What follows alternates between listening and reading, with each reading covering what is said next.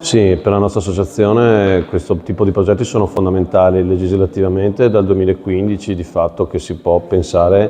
ad una strutturazione del percorso di studi di ragazzi di quarta, quinta superiore insieme ad esperienze che si fanno direttamente nel mondo delle imprese per conseguire il titolo di studio. Qui parliamo quindi di vere e proprie assunzioni di studenti che durante il loro percorso di studi diventano anche dipendenti delle aziende. L'esperienza è più focalizzata sugli istituti professionali ovviamente per ora, quindi con specializzazioni in meccanica, meccatronica,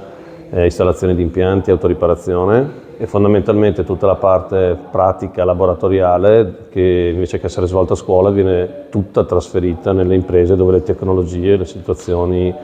di insegnamento di queste materie, tra virgolette, chiamiamole così, ovviamente è con la tecnologia migliore che c'è in questo momento. E i numeri sì, sono in costante crescita perché da una prima esperienza